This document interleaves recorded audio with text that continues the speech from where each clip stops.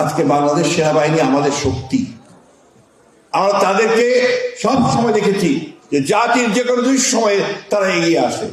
আমরা দেখেছি 1971 সালে যখন গোটা জাতি কিংকর্তব্য বিমূঢ় পাকিস্তান সেনাবাহিনী আক্রমণ করেছে এবং গণহত্যা করছে, সেই সময় এই বাংলাদেশ এই সেনাবাহিনীর একজন অখ্যাত মেজর জেনারেল জিয়াউর রহমান বাংলাদেশের স্বাধীনতা ঘোষণা করে গোটা জাতিকে যুদ্ধে ঝাঁপিয়ে পড়ার জন্য উৎপান্ত করেছে।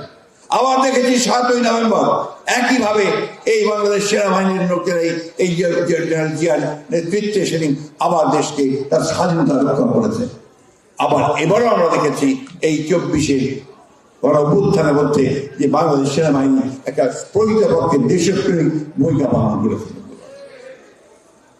আমি আজকে যে কথাটা বলতে চাই যে আজকে আমাদের বাংলাদেশের যে পরিবর্তন হয়েছে, যে ফ্যাসিস্ট শেখ হাসিনাকে যে বাংলাদেশের ছাত্র জনতার অভ্যুত্থানের মধ্য দিয়ে তাড়িয়ে দেওয়া হয়েছে এবং নতুন একটা সুযোগ সৃষ্টি হয়েছে বাংলাদেশকে নতুন করে গড়ে তুলবার, বাংলাদেশকে একটা গণতান্ত্রিক রাষ্ট্র হিসেবে গড়ে তুলবার, সমৃদ্ধ রাষ্ট্র হিসেবে গড়ে তুলবার, সেই সুযোগকে আজকে আবার ধ্বংস করে দেওয়ার চক্রান্ত চলছে।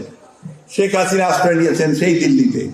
আজকে আমি অনুরোধ করব আমাদের বাংলাদেশ জাতীয়তাবাদী দলে রাজনীতি যারা বিশ্বাস করেন, যারা শহীদ জিয়ার আদর্শে বিশ্বাস করেন, যারা দেশনেত্রী বেগম খালেদা জিয়ার আদর্শে বিশ্বাস করেন, তারেক রহমানের নেতৃত্বে বিশ্বাস করেন, আপনারা ধৈর্য ধরবেন, আপনারা সবাই ঐক্যবদ্ধ থাকবেন এবং সেই সঙ্গে সমগ্র দেশের মানুষকে আহ্বান জানাতে চাই যে আজকে এই কাদা ছড়াছড়ি বন্ধ করে, তর্ক বিতর্ক বন্ধ করে সবাই ঐক্যবদ্ধ থাকুন, যাতে ঐক্যবদ্ধ থাকার মধ্য দিয়ে আমরা একটা গণতান্ত্রিক জায়গায় পৌঁছতে পারি। আমরা এই কথা বারবার করে বলছি যে অনেকে আমাদের সমালোচনা করে বলার চেষ্টা করছে যে আমরা নাকি শুধু নির্বাচন করছি, আমরা সংস্কার করতে চাই না।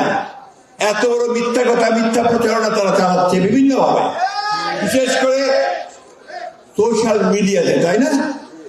কয়েকজন মানুষ, গুটিকতক মানুষ তারা টার্গেট করেছে বিএনপিকে, মিথ্যা প্রচারণা অপপ্রচার করে বিএনপিকে হেয় প্রতিপন্ন করতে চায়। কারণ বিএনপি হচ্ছে সেই দল যারা এই দেশের স্বাধীনতা সার্বভৌমত্বকে রক্ষা করেছে অতীতে, এখনো করবে।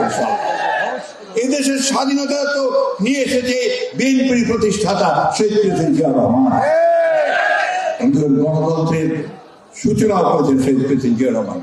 দেশনেত্রী বেগম খালেদা জিয়া দীর্ঘ 9 বছর সংগ্রাম করেছেন এই গণতন্ত্রের জন্য, আর নির্বাসিত হয়ে তারেক রহমান সাহেব আজকে সেই গণতন্ত্রের জন্য সংগ্রাম করেছেন।